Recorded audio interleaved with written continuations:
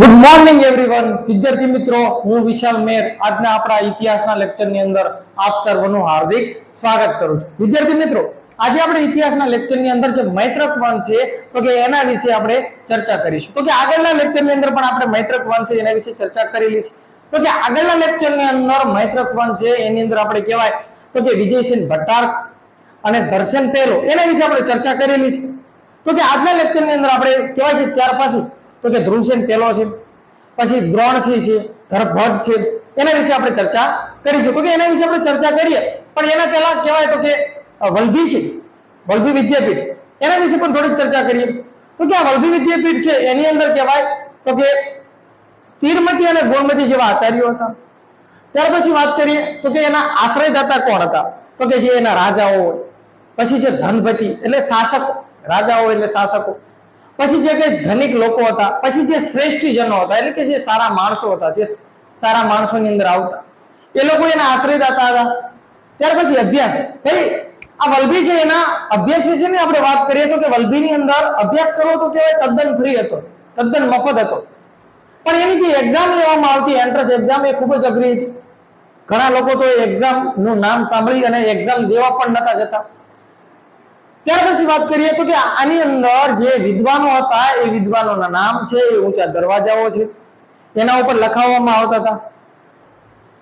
અને પાસ થનાર જો કોઈ વિદ્યાર્થી હોય, જે વલભી વિદ્યાપીઠની અંદર જે પાસ થાય એ વિદ્યાર્થી છે એનું નામ કહેવાય છે મૈત્રક વંશ. એની અંદર કહેવાય વહીવટી તંત્રની અંદર એનું સ્થાન આપવામાં આવતું હતું.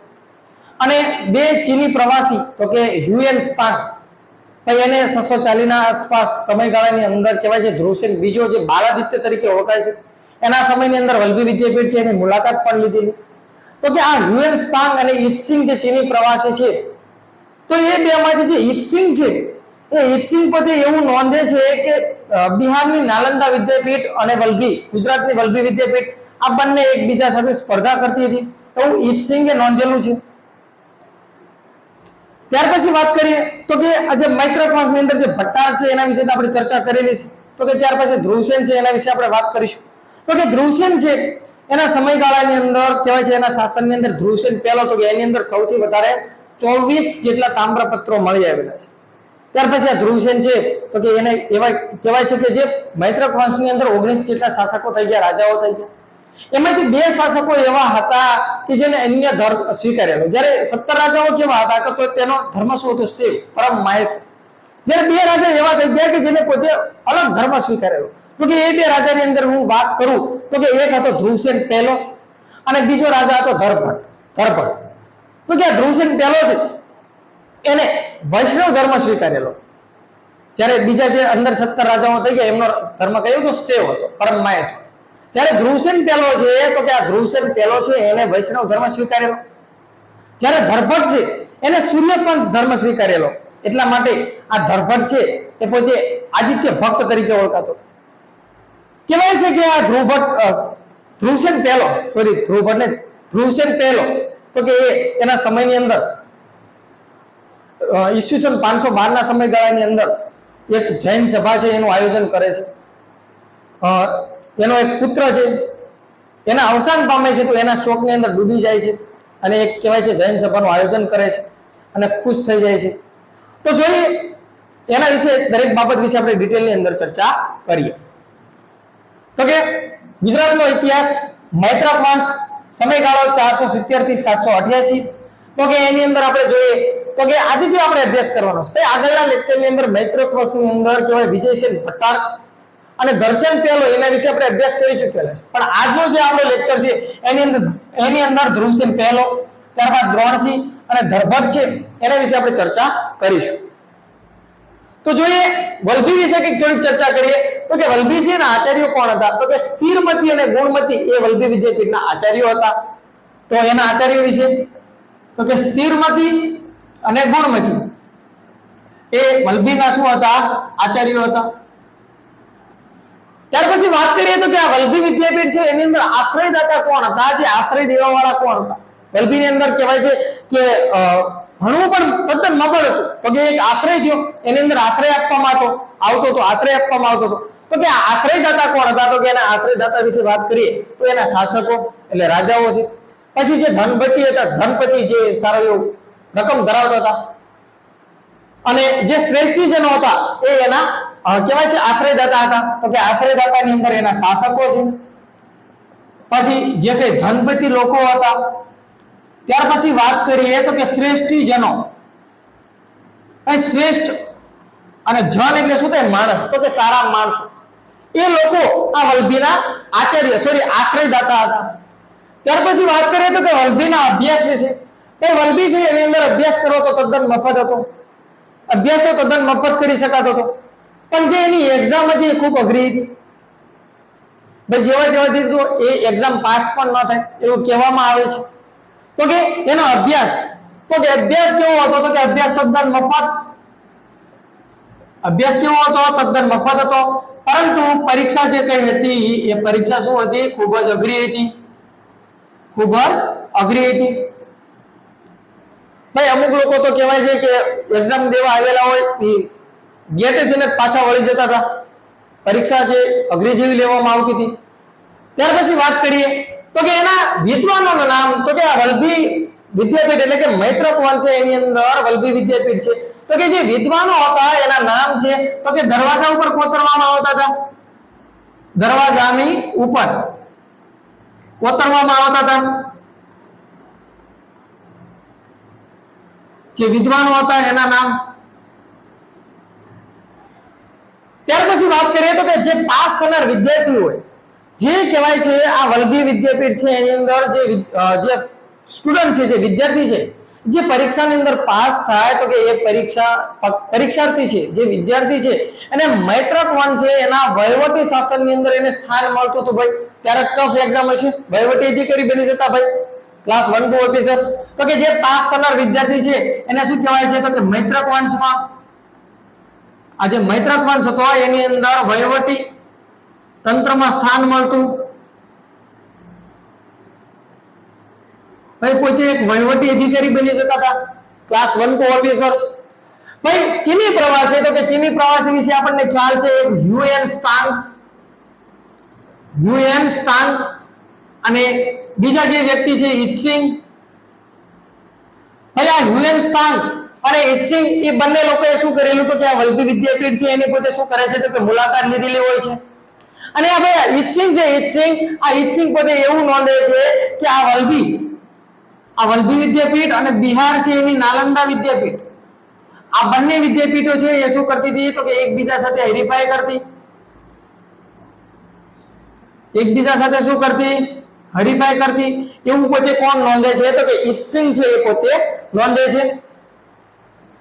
તો આ કઈ હતી વલ્લભી વિદ્યાપીઠ છે એના વિશેની બેઝિક માહિતી. ભાઈ વલ્લભી વિદ્યાપીઠ વિશે બીજું તો આપણે આગળ જોયેલું છે. તો કે આ વલ્લભીપુર છે એટલે કે વલ્લભી વિદ્યાપીઠ છે એ ભાવનગર જિલ્લાની અંદર વલ્લભીપુર તાલુકો છે તેની અંદર આવેલી છે. અને આ વલ્લભી વિદ્યાપીઠ એટલે કે વલ્લભીપુર પોતે ઘેલો નદીના કિનારે આવેલું છે અને ઘેલો નદી છે એને ઉન્મત્ત ગંગા તરીકે ઓળખવામાં આવે છે. ત્યાર પછી જોઈએ આપણે આગળ વલ્લભી વિદ્યાપીઠ છે એની સ્થાપના ધર્ષણે કરી હતી, ધર્ષણ પહેલો. પછી વલ્લભી સંવંત, આ વલ્લભી સંવંત છે એની શરૂઆત કરાવનાર પણ કોણ હતો? તો કે ધર્ષણ પહેલો, વિજયસેન ભટ્ટારકનો પુત્ર અને ધ્રુવસેન પહેલો એનો ભાઈ. તો કે હવે જોઈએ ધ્રુવસેન પહેલા વિશે. તો કે કહેવાય છે ધ્રુવસેન પહેલો એના પિતા કોણ હતા? તો કે એના પિતા એટલે કોણ? તો કે વિજયસેન ભટ્ટારક.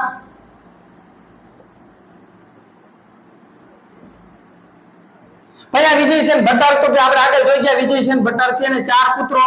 તો કે એના પુત્રોની અંદર એક કહેવાય છે કે ધર્ષણ પહેલો, પછી ધ્રુવસેન પહેલો, પછી ત્યાર પછી વાત કરીએ તો કે ત્રીજો પુત્ર એટલે દ્રોણસિંહ અને ચોથો પુત્ર એટલે કે ધરભટ્ટ. તો કે એમાં આ જે વિજયસેન ભટ્ટારક છે એના વિશે આપણે આગળ ચર્ચા કરી ગયેલા છે અને ધર્ષણ છે એના વિશે પણ આપણે આગળના લેક્ચરની અંદર ચર્ચા કરેલી છે. તો અત્યારે આપણે ધ્રુવસેન વિશે ચર્ચા કરી રહ્યા છીએ, ત્યારબાદ દ્રોણસિંહ અને ધરભટ્ટ વિશે આપણે આજના લેક્ચરની અંદર ચર્ચા કરીશું.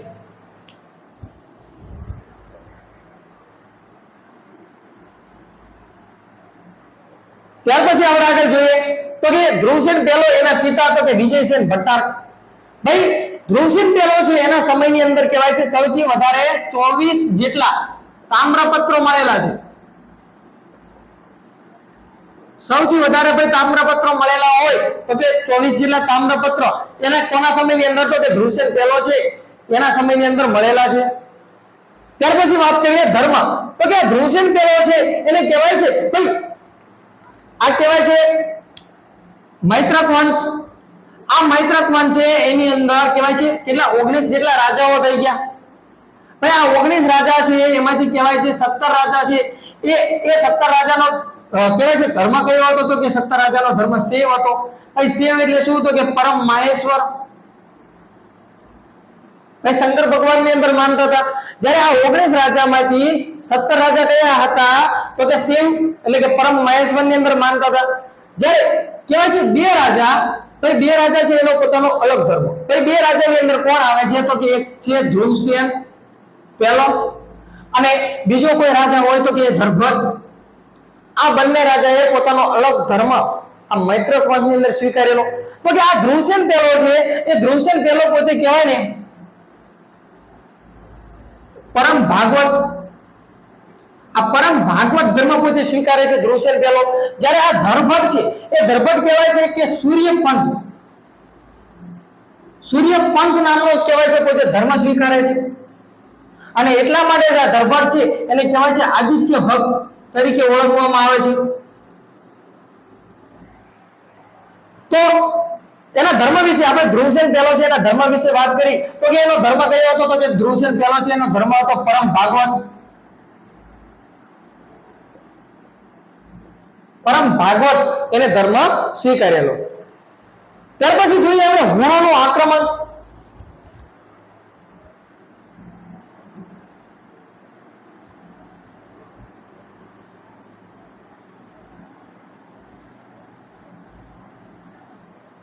હવે હુણોનું આક્રમણ વિશે આપણે વાત કરીએ તો કે આપણા ભારતની દ્રષ્ટિએ જોઈએ તો કે બે રાજાઓ એવા છે કે જેના સમયની અંદર હુણોએ આક્રમણ કરેલું અને એ લોકોએ પોતે કહેવાય છે કે હુણોને પાછા વાળેલા. તો કે ભારતની દ્રષ્ટિએ જોઈએ તો કે કહેવાય છે સ્કંદગુપ્ત ગુપ્ત વંશનો રાજા અને ગુજરાતની દ્રષ્ટિએ જોઈએ તો કે ધ્રુવસેન પહેલો એના સમયની અંદર કહેવાય છે હુણો આક્રમણ કરે છે. તો કે હુણોનું આક્રમણ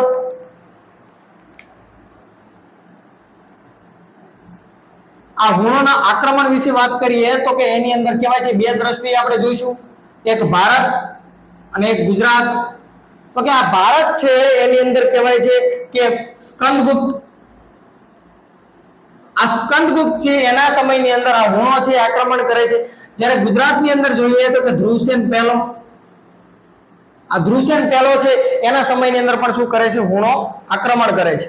ભારતની દ્રષ્ટિએ સ્કંદગુપ્ત અને ગુજરાતની દ્રષ્ટિએ ધ્રુવસેન પહેલો. તો કે આ લોકોએ હુણો છે એને શું કરેલા? પાછા કાઢેલા. તો કે આ ધ્રુવસેન પહેલો છે એનો જો શ્રેષ્ઠ કાર્ય હોય પોતાના શાસનની અંદર તો કહેવાય છે હુણોને જે પાછા કાઢેલા. અને સ્કંદગુપ્તે પણ કહીએ ભારતની દ્રષ્ટિની અંદર, ભારતની દ્રષ્ટિએ જોઈએ તો સ્કંદગુપ્તે પણ હુણોને શું કરેલા? પાછા કાઢેલા છે.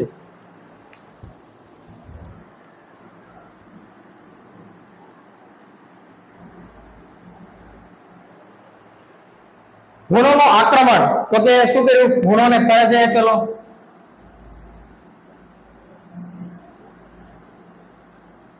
ત્યાર પછી જોઈએ તો કે પુત્રનું અવસાન. હવે ધ્રુવસેન પહેલો છે એનો પુત્ર હોય છે. હવે એકનો એક પુત્ર હોય છે એવું માનવામાં આવે છે અને એ પુત્ર છે એ પુત્રનું અવસાન થાય છે એટલે કે સ્વાભાવિક છે ભાઈ કે પોતાની હયાતીની અંદર પોતાનો પુત્ર મૃત્યુ પામે તો સ્વાભાવિક છે દુઃખ લાગે. તો પોતાના પુત્ર છે એનું અવસાન થતા ધ્રુવસેન પહેલો છે ખૂબ શોકની અંદર આવી જાય છે ભાઈ, ખૂબ દુઃખની અંદર આવી જાય છે.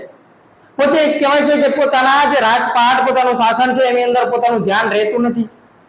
શાસનની અંદર કોઈ ધ્યાન રહેતું નથી. એક અલગ રૂમની અંદર જઈને પોતે બેસી શોક વ્યવસ્થાની અંદર શોકમાં ખોવાઈ જાય છે. તો હવે એની પત્ની હોય છે, પત્નીનું નામ હોય છે ચંદ્રલેખા. તો કે ચંદ્રલેખા પોતાના પતિદેવ એટલે કે ધ્રુવસેન પહેલાને ખૂબ સારું એવું સમજાવે છે કે હશે ભાઈ જે થયું રાજતંત્રની અંદર ભાઈ દુઃખ તો એને પણ હોય, પોતાની પત્નીને પોતાના પુત્ર કોઈ દુઃખ તો સ્વાભાવિક રીતે હોય, પણ પત્ની ચંદ્રલેખા છે પોતે શરીર કહેવાય છે પોતે થોડુંક સહન કરી લે છે અને પતિને સમજાવે છે. પણ પતિ ભાઈ એકના બે થતા નથી, કોઈ વાત માનતા નથી પત્નીની પણ અને શાસનની અંદર કોઈ પણ પ્રકારનું ધ્યાન રહેતું નથી. તો હવે આ ચંદ્રલેખા છે પોતાના પિતા શ્રી રાજા હરિશ્ચંદ્ર રાજા હરિશેન. રાજા હરિશેન એટલે કે દક્ષિણ ભારતના રાજા હોય છે. તો કે હરિશેન ને જણાવે છે ભાઈ આ ચંદ્રલેખા કોની પુત્રી હોય છે? તો કે દક્ષિણ ભારતના રાજા હરિશેન એની પુત્રી હોય છે. એટલે કે સ્વાભાવિક છે પોતાની પુત્રી વાત કોને કરશે? પોતાના પિતા એટલે કે રાજા હરિશેન ને વાત કરે છે. ભાઈ રાજા હરિશેન એ વાકટાક વંશના રાજા હોય છે. તો હવે હરિશેન શું કરે છે? આ વાતને સ્વીકારી સમજી અને કહેવાય છે જૈન લોકોનું એક સંઘ હોય છે, ટોળું હોય છે, ગ્રુપ હોય છે. એ લોકોને કહેવાય છે ગુજરાતમાં મોકલે છે. ભાઈ આ જૈન લોકો આવે છે અને જૈન લોકો છે એ વડનગર એટલે કે ચમત્કારપુર અથવા તો હાટકેશ્વર અથવા તો આનંદપુર એ બધા શબ્દો એક જ છે. ત્યાં આગળ એક સભા ભરે છે. આ સભા ભરે છે અને એ સભાની અંદર કહેવાય છે કે જૈન ધર્મનું એક પવિત્ર પુસ્તક એટલે કે કલ્પસૂત્ર એનું જાહેરની અંદર વાંચન કરવામાં આવે છે. ભાઈ કલ્પસૂત્ર છે એનું વાંચન તો થતું હતું, પણ પહેલી વાર એવું બને છે કે આ વડનગરની અંદર જાહેરમાં એનું વાંચન કરવામાં આવે છે. આ વાંચન કરે છે અને સ્વાભાવિક છે સભા ભરાય છે. તો કે સભા છે એની અંદર બધું ધર્મ વિશેનું કે આ બધું સંસાર છે, મોહમાયા છે એના વિશેનું જ્ઞાન આપવામાં આવતું હોય. તો હવે ધ્રુવસેન પેલો છે એને બધી વાત સમજાઈ જાય છે કે આ સંસાર છે, દુનિયા છે, આપણું જીવન છે નાશવંત છે, આ તો બધું મોહમાયા છે. એ પોતે હવે સમજી જાય છે ધ્રુવસેન પેલો અને પોતાના પુત્રના જે શોકની અંદર જે ખોવાયેલો હોય છે એ હવે શું થાય છે કે સમજે છે. એ વાતને સમજી જાય છે કે આ બધું મોહમાયા છે અને સમજી અને પોતે હવે ખુશ થઈ જાય છે, રાજી થઈ જાય છે. અને રાજી થાય અને આ જે જૈન લોકો છે એને કહે છે કે માંગો તમારે શું જોઈએ છે, હું આજે ખુશ છું. તો જે જૈન લોકો હોય છે એ જૈન લોકો પોતે બોલે છે કે ભાઈ અમે તો એક સાધુ છીએ, સંન્યાસી છીએ, અમારે શું જોઈએ? તમારે જો આપવું જ હોય તો કહેવાય છે કે એક જૈન ધર્મની સભા ભરો. તો ધ્રુવસેન પેલો છે એ ખુશ થઈ અને કહેવાય છે જૈન ધર્મની સભા ભરે છે. ભાઈ ઈસવીસન 512 ની અંદર વલભીની અંદર કહેવાય છે જૈન ધર્મની સભા ભરે છે. કહેવાય છે એ સભા ભરાય છે. ભાઈ જૈન ધર્મની સભા 512 ની અંદર વલભીની અંદર ભરાય છે. અને જ્યારે જૈન ધર્મની પહેલી સભા કોઈ ભરાણી હોય તો કે ચંદ્રગુપ્ત મૌર્ય પાટલીપુત્રની અંદર અને સ્થુલીભદ્ર એની અધ્યક્ષતાની અંદર ભરેલું. તો આ જે સભા ભરાય છે વલભીપુરની અંદર, તો એના જે કોઈ અધ્યક્ષ રહેતા હોય છે એ કહેવાય છે દેવર્ષિ શ્રવણ નામના કોઈ કહેવાય છે સાધુ હોય છે. એની અધ્યક્ષતાની અંદર કહેવાય છે આ સભા ભરવામાં આવે છે. અને એના પછી કહેવાય છે કે એના વિશે કોઈ વિશેષની અંદર માહિતી મેળવવાની હોતી નથી, પણ જોઈએ એની અંદર ચર્ચા કરી તો કે પુત્ર છે એના શોકની અંદર એ પોતે ખોવાઈ જાય છે. તો કે દુખી થઈ અને શું કરે છે તો કે દુખી થઈ અને શોકમાં ખોવાય છે.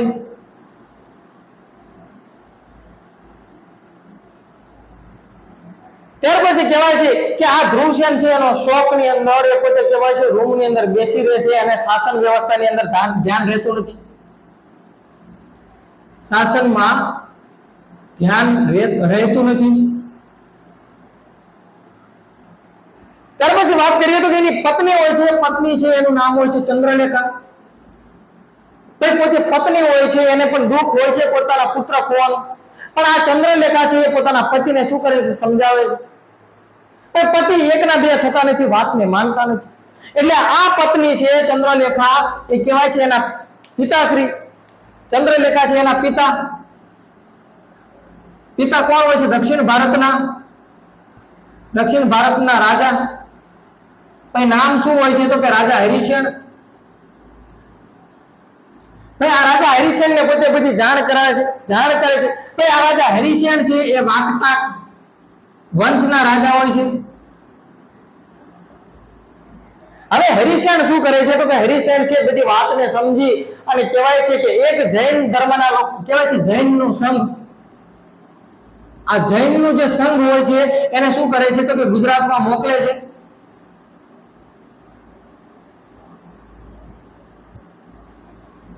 આ જૈન સંઘ છે ગુજરાતની અંદર આવે છે અને એના વિશે જે કે ચર્ચા કરીએ આ બાજુ કરીએ તો કે આ જૈન સંઘ છે એ પોતે ગુજરાતમાં આવે છે અને ગુજરાતની અંદર આવી ગુજરાતની અંદર કહેવાય છે તો કે વડનગર. ભાઈ વડનગર કયો અથવા તો તમે એને ચમત્કારપુર કયો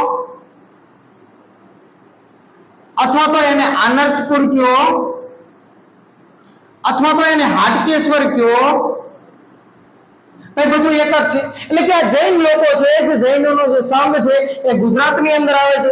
ભાઈ ગુજરાતની અંદર કઈ જગ્યાએ? તો કે તમે વડનગર કયો, ચમત્કારપુર કયો, આનંદપુર કયો અથવા તો હાટકેશ્વર કયો, બધું એક જ છે. તો ત્યાં કણે સભા ભરાય છે. શું થાય છે? તો કે આ હાટનગર અથવા તો ચમત્કારપુર અથવા તો વડનગર, ભાઈ બધું એક જ છે. ત્યાં કણે શું થાય છે? તો કે જૈનની સભા ભરાય છે. ભાઈ આ જૈન સભા ભરાય છે એની અંદર શું થાય છે? તો કે કલ્પસૂત્ર. ભાઈ કલ્પસૂત્ર શું છે? તો કે જૈન ધર્મનું પુસ્તક છે. જૈન ધર્મનું ભાઈ પવિત્ર પુસ્તક છે. ભાઈ બને છે એવું કે જૈન ધર્મનું જે પુસ્તક છે એનું શું થાય છે? તો કે જાહેરમાં વાંચન થાય છે. ભાઈ જાહેરની અંદર શું થાય છે? વાંચન થાય છે. ભાઈ જાહેરની અંદર વાંચન થાય છે, સ્વાભાવિક છે. ભાઈ રાજાને વંચાવે, ભાઈ આ ધર્મને લગતી બધી વસ્તુ હતી, માહિતી હતી, અને રાજા છે પોતે ખુશ થઈ જાય છે. પોતાના પુત્રનો જે શોક હતો, દુઃખ હતો, એ બધું શું થાય છે? ભૂલી જાય છે. એટલે કહેવાય છે જાહેરમાં વાંચન થાય છે અને રાજા ખુશ થઈ જાય છે. ધ્રુવસેન પ્રથમ એટલે કે ધ્રુવસેન પહેલો એ રાજી થઈ જાય છે. અને રાજી થાય અને પોતે કહેવાય છે સાધુઓને શું કહે છે? માંગવાનું કહે છે. સાધુને એટલે કે જે જૈન લોકોનો જે સંઘ છે એને માંગવા કહે છે.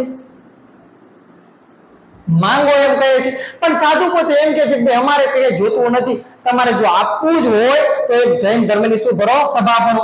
એટલે ધ્રુવસેન પહેલો શું કરે છે? સભા ભરે છે. ભાઈ સભા વિશે કઈક વાત કરીએ.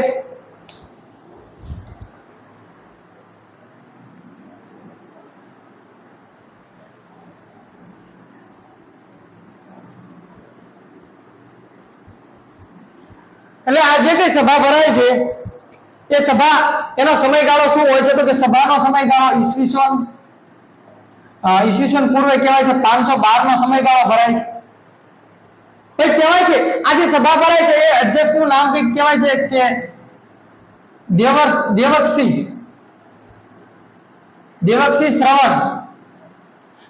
શ્રવણ નામના કંઈક કહેવાય છે. શું કહેવાય છે? એના અધ્યક્ષ હોય છે. ભાઈ એની અધ્યક્ષતામાં કંઈક નામ છે, થોડું બહુ ખ્યાલ નથી, પણ કંઈક એવું જ નામ હોય છે. દેવક્ષી શ્રવણ નામના કોઈક અધ્યક્ષ હોય છે. એની અધ્યક્ષતાની અંદર આ સભા ભરાય છે. જ્યારે વિદ્યાર્થી મિત્રો યાદ રાખજો, પ્રથમ જૈન સભા વિશે વાત કરીએ તો કે પ્રથમ જૈન સભા છે એ કહેવાય છે ક્યાં ભરાય છે? તો કે પાટલીપુત્રની અંદર ભરાય છે. ભાઈ આજે સભા ભરાય છે 512 ની અંદર. એટલે કે જે ધ્રુવસેન પહેલો જે સભાનું આયોજન કરે છે એ સભા ક્યાં ભરાય છે? તો કે વલ્લભીપુરની અંદર ભરાય છે. 512 નો સમયગાળો હોય છે. જ્યારે પ્રથમ જૈન સભા છે તો કે આ પ્રથમ જૈન સભા પાટલીપુત્રની અંદર ભરાય છે. ભાઈ એ સભાનું આયોજન કોણ કરે છે? તો કે ચંદ્રગુપ્ત મૌર્ય વંશનો શાસક ચંદ્રગુપ્ત મૌર્ય, જેને જૈન ધર્મ સ્વીકારેલો. તો કે આ ચંદ્રગુપ્ત મૌર્ય છે પ્રથમ જૈન સભા પાટલીપુત્રની અંદર ભરે છે. તો આ સભા જે પ્રથમ જે સભા ભરાય છે એના અધ્યક્ષ કોણ હોય છે? તો એના અધ્યક્ષ કોઈ હોય તો કે સ્થૂલીભદ્ર હતા. પ્રથમ જૈન સભા છે એના અધ્યક્ષ સ્થૂલીભદ્ર હતા. જ્યારે યાદ રાખજો વિદ્યાર્થી મિત્રો, જે વલ્લભીની અંદર ધ્રુવસેન પહેલો જે સભાનું આયોજન કરે છે એના કહેવાય છે અધ્યક્ષનું નામ કંઈક દેવક્ષી શ્રવણ એવું કંઈક નામ હોય છે. બહુ ખાસ મને હાલની અંદર યાદ નથી. તો ત્યાર પછી વાત કરીએ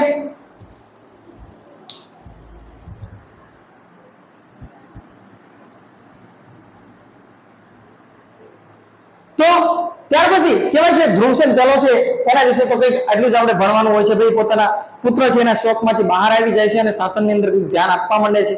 પણ પાછળ જતા સમય એવો આવે છે કે હવે શાસન ઉપર છે તો કે એ કહેવાય છે દ્રોણસિંહ આવે છે. એ દ્રોણસિંહ વિશે આપણે ખાસ કઈ પ્રકારનું કંઈ જોવાનું નથી, પણ કહેવાય છે દ્રોણસિંહ એવો શાસક પોતે બને છે મૈત્રક વંશની અંદર કે એના સમયની અંદર જે તામ્રપત્ર મળી આવે છે એના ઉપરથી જ્ઞાત થાય છે કે તામ્રપત્ર છે એ કહેવાય છે મૈત્રક વંશનું હોય છે. એટલે કે આપણે જો જ્ઞાત થતું કોઈ, એટલે કે જ્ઞાત એટલે જાણ થયું, એવું કોઈ તામ્રપત્ર મળી આવતું હોય તો એ કહેવાય છે દ્રોણસિંહના સમયની અંદર મળી આવે છે. અને બીજું કહીએ તો કે અત્યાર લગી કહેવાય છે કે વિજયસેન ભટ્ટાર અને ધરસેન પહેલો જે મૈત્રક વંશની અંદર જે શાસકો થઈ ગયા એમાં વિજયસેન ભટ્ટાર અને ધરસેન પહેલો એ બંને કહેવાય છે મહારાજા ધીરાજનું એમને પદ નહોતું ધારણ કર્યું. એ પોતે સેનાપતિનું પદ ધારણ કરતા હતા. જ્યારે હવે રાજા જે કઈ શાસન ઉપર આવે છે દ્રોણસિંહ એ પોતે હવે કહેવાય છે રાજાનો વિરોધ ધારણ કરશે. એટલે હવે જે કઈ શાસકો આવશે એ બધા શાસકો કહેવાય છે રાજાનું વિરોધ ધારણ કરીને આવશે. એટલે કે દ્રોણસી છે તો કે એની અંદર તામ્રપત્ર મળી આવ્યું છે, પણ એમાંથી આપણને શું થાય છે? જ્ઞાત થાય છે. જ્ઞાત થવું એટલે કે જાણ થવી, જાણ થાય છે કે જે આપણને તામ્રપત્ર મળેલું છે એ કયા વંશનું છે? તો કે મૈત્રક વંશનું હોય. મૈત્રક વંશનું હોય એવું આપણને શું થાય છે? જ્ઞાત થાય છે, એવી જાણ થાય છે. અને એના વિશે આપણે વિશેષની અંદર કઈ બીજું જોવાનું નથી, પણ કે દ્રોણસી છે એ કહેવાય છે એને શું કર્યું તો કે રાજાનું બિરુદ ધારણ કરે છે. રાજા ધીરાજ નું બિરુદ ધારણ કરે છે. જ્યારે પ્રથમ જે શાસકો થઈ ગયા વિજયસેન ભટ્ટાર, દર્શન પહેલો, એમને શું કરેલું હતું કે રાજાનું બિરુદ ધારણ નહોતું કર્યું, સેનાપતિનું બિરુદ ધારણ કરેલું. એટલે હવે પછી જે કોઈ રાજા આવશે એ રાજા ધીરાજનું બિરુદ ધારણ કરશે. ત્યાર પછી જોઈએ તો કે દ્રોણસી વિશે ખાસ તો કઈ જોવાનું નથી. હવે ધરપડ, તો કે ધરપડ છે એના વિશે પણ આપણે કઈ ખાસ પ્રકારનું જોવાનું નથી. તો કે ધરપડ છે એની અંદર શું આપણે યાદ રાખવાનું છે? તો કે જે આગળ વાત કરેલી એમ કે બે રાજા 19 માંથી બે શાસકો કે જે પોતે અન્ય ધર્મ સ્વીકારે છે. ભાઈ અન્ય ધર્મ સ્વીકારનાર આપણે હમણાં જ અભ્યાસ કરી ગયા. એક છે ધ્રુવસેન પહેલો. ધ્રુવસેન પહેલો એને કહેવાય છે પરમ ભાગવત ધર્મ સ્વીકારેલો. અને જ્યારે બીજો રાજા એટલે કે ધરભટ, તો કે ધરભટે શું કરેલું? તો કે સૂર્યપંથ, આ સૂર્યપંથ છે ધર્મ સ્વીકારેલો. આ સૂર્યપંથ ધર્મ સ્વીકારેલો એટલા માટે એને લોકો એ આદિત્ય ભક્ત તરીકે ઓળખાતા. આદિત્ય ભક્ત તરીકે ઓળખાવતા. તો વિશેષની અંદર આપણે ધરપડ છે એના વિશે કઈ ખાસ પ્રકારનું જોવાનું નથી. બસ એના વિશે ખાલી આટલો આપણે અભ્યાસ કરવાનો છે કે ધરપડ છે તો કે ધરપડે શું કરેલું? તો કે કોણ ધર્મ? સૂર્યપંથ સ્વીકારેલો. અને ત્યારબાદ એના ઉપનામ વિશે વાત કરીએ તો કે સૂર્યનું એક નામ કહેવાય છે આદિત્ય. સૂર્યના પોતે એક કહેવાય છે આદિત્ય કહેવામાં આવે છે. એટલે એનું જે ઉપનામ છે તો કે આદિત્ય ભક્ત તરીકે ઓળખાતો હતો.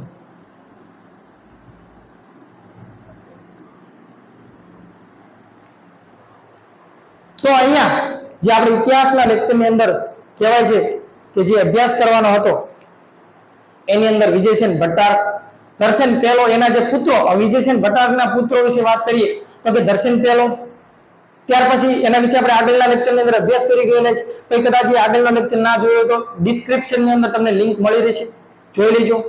તો કે દર્શન પહેલો, ત્યાર પછી ધ્રુવસેન પહેલા વિશે આપણે વાત કરી. ધ્રુવસેન પહેલા પછી કહીએ તો કે દ્રોણસી વિશે વાત કરી. અને દ્રોણસી બાદ આપણે અત્યારે અભ્યાસ કર્યો તો કે ધરભટ વિશે વાત કર્યો. ત્યાર પછી જે કહીએ તો કે ગૃહસેન ને આવે છે.